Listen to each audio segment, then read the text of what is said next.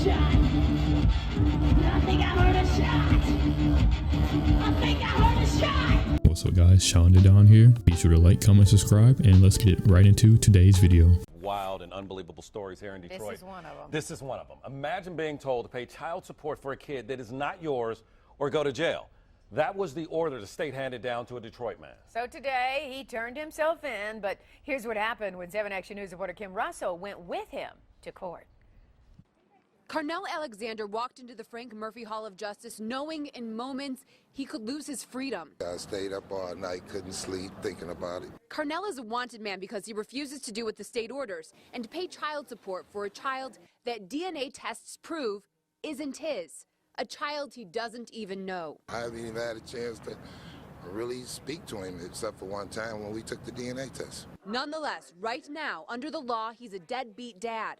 Today, he turned himself in to the judge as ordered. Scared because I've been before this judge before. But this time he had attorney Cherika Harris, who volunteered to help after seeing his story on 7 Action News.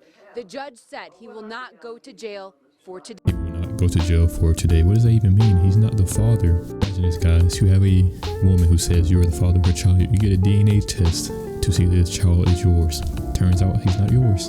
But the judge still says you must pay for this child. You know, this guy never met the child either. That's all the way backwards in today's society. We're held to such a weird standard that if the roles were reversed, this would definitely not happen. Imagine a dude putting a woman on child support for a baby that's not even hers. The judge would throw it out immediately. Thank you. Thank Ms. Harris. And hope that we can resolve this soon. I'm just trying to help him with his future. Though the threat of jail is on hold, it is not over. Carnell Alexander still owes more than $30,000 to the state for a child that's not his because the mom wrote his name down because she needed to name someone in order to get welfare benefits. And I had to put him down as the father. That was the only way I can get the system. The only way I could gain the system. So you put an innocent man on a birth certificate so you can get government aid because your actions led to you having a baby that you could not afford. Most likely the dad is not in the picture as he left. He's long gone. This is basically a get out of jail for free card for her. And the thing is, this dude owes $30,000 to the state on back pay child support for a child that's not even his. Now I'm almost homeless. I'm almost in jail. I'm out of work. My money is being threatened to be taken. Carnell isn't just worried about how this is impacting him. He says the law needs to be changed. So when this happens, as it often does, other men don't become dad by default. We can be defaulted into being a father of a child that is not ours. I don't understand that law, but it is a law in place. In Detroit, Kim Russell, 7 Action News. Yeah, you would think that mother would have to pay that money back instead of him, who's not the father's child. $30,000. Do you know how much the average American makes? Around $40,000, $50,000. So they want basically a whole year's salary in back pay for a child that's not even his. Dude is almost going homeless because of this. That's insane. All right, guys, let's get on to the next clip. Nothing that enrages me more than fat models. There is nothing that enrages me more than fat fucking models. Okay, let me just say something. As a comic, we want attention. We don't feel like we deserve it. So we make you laugh, so there's an even exchange. I get my attention, you get some joy, okay? Right. An actor, they want attention. They're not willing to write the script, but they'll memorize some lines. They'll do a little bit of effort to get the attention. A regular model, at least she's willing to lose weight so that she can be looked at. But these fat bitches are just like, look at me! I deserve to be looked at! Stop using the word bitches in 2019. Look at that. What the fuck? That's the plus size model mannequin. This is the only that doesn't enrage you guys? The only thing I don't like about that doesn't enrage you that they're like, just stare at me. I'm gonna eat bread all day. No, but you should stare at me. The only thing that This fat acceptance movement is just out of control, and it's usually just for women. Imagine this, right, guys? You gain all this weight, right? And when women call you fat, ugly, out of shape, you say, no, I'm not out of shape. I'm just loving my curves. Tell me how that works out. Only women can use the fat acceptance movement in their benefit. It'd be better if all women would be in the gym or more physically active. You don't have to, do any crazy things, just be better looking, as it's a burden on our society, as obesity is the #1 killer in America right now. Also with men, just say, hey, you're fat, you need to get in the gym or you need to lose weight, and they'll probably just take it as, oh, he's just being honest with you. But if you try to even hint at the woman being overweight, they'll get, oh, you're just jealous or you're just something. They'll make up some excuse to throw the accountability off of them usually. Let me know what you think about this fat acceptance movement, guys, and let's get on to the next video. Think you're in control. Women are the most highly manipulative creatures on this earth. The fact that you guys walk around thinking you've oppressed us, as all we've done is legit chess pieces with you simpletons. I mean, we love you. She's right. But it's come on. the God is a man thing that drives me nuts. God's That's part not a of their man. trick, Ian. Wake up. That's all we do. Think, Ian. Think. Letting me think God is a man. Majority of college students are female right now, and they're saying they're the ones who are oppressed.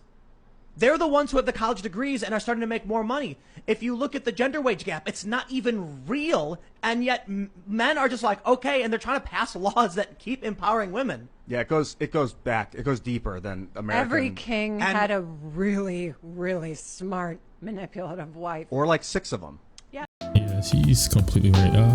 If being oppressed means you can get into bars for free, get dinner dates for free, get free money from just showing your body, I would love to be oppressed. And you also have to think, women are the majority in college right now.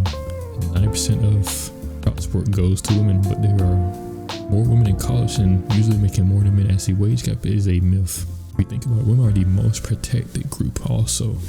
If anyone sees a woman getting harassed on the street, some white knights will come up and try to beat up the guy or something. Also, they're most protected, as in they don't have to go to battle. If there was a draft to ever happen, it would be only men in the draft, not women. But if you can name some rights afforded to men that are not afforded to women, please let me know, because men also work the most dangerous jobs. Also, if you think about it, in today's society, most lawmakers are held by their boss, by their wives or women, to usually pass laws that usually favor women instead of favoring men. Most women use a thing called empathy to gain power, and so woe is me type of stuff. But you know what? Feel bad for you. I will make a law that will benefit you. A woman bring life. Y'all don't. How do you get that life? Go in the hospital and get a sperm donor. You don't need a man. You still need a man. You need a physical woman to bear a child for you. And y'all need a physical sperm. Where does it come from? That's for right now. Give it to From a man. If a physical man didn't go to that hospital, it would not be there. You guys don't carry kids for 9 months. We do. I carried them my whole life. What the hell? Kids is here the whole life. You can't have a baby without sperm. Women like you always try to eliminate men, and that's where the issue is. You just said you don't need a man. You don't. We don't. We want you. There's a difference. Need and want is a different thing. I don't need a man. You don't want him. You want the potion that lives inside of his testicle. That conversation is so illogical on many points. It's like saying we have eggs and chicken at home, so we don't need chickens. The eggs, chicken thighs come from a chicken. Like, I'm not seeing an argument here. For a woman to get pregnant, you need a man. Doesn't matter where you get the sperm from, it came from a man. So her argument is just illogical. Today's society has been too soft. People forget that back in the old days, that most life usually ended with you either not dying from old age, but you either getting killed by an animal or killed by another person. Now everything is so instant gratification. You have Amazon, get something the next day. You have pizzas, you can get 20 minutes. People really don't know these struggles of real life. Say for instance, in a third world country, where you can't just get a pizza in 20 minutes, you have to go hunt that food. The dangers of hunting that food is you get killed on the way by another person or another animal. Then you have to bring it all the way back home, skin it, all that stuff, and then cook it. It's not just get on your phone, click a few buttons, then it'll be at your door in a few minutes.